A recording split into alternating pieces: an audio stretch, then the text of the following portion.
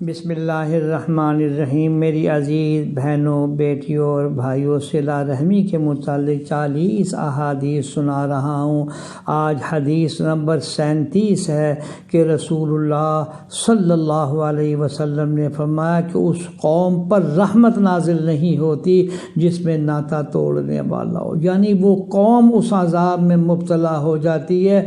اس میں سے ہر مسلمان کی کوشش یہ کرنی چاہیے کہ جہاں کہیں بھائی بہن بھائی عزیز و اقربا آپس میں لڑ رہے ہوں تو ان کی صلح کرائی جائے، اتفاق و اتحاد پیدا کیا جائے، ورنہ سارے کے سارے اس تکلیف میں مبتلا ہو جائیں گے۔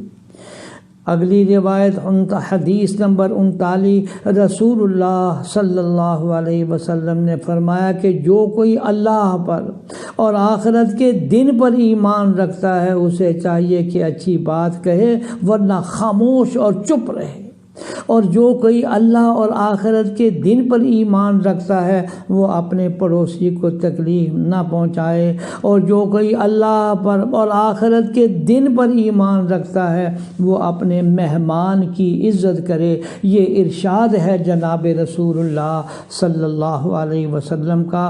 اب حدیث نمبر 40 اور آخری حدیث سناتا ہوں کہ رسول اللہ صلی اللہ علیہ وسلم نے فرمایا کوئی گناہ اس بات کے زیادہ لائق نہیں ہے کہ اللہ تعالیٰ اس کا ارتکاب کرنے والے کو دنیا میں اس کی سزا دے دے اور مرتکب کو آخرت میں بھی دینے کے لیے اس سزا کو اٹھا رکھے۔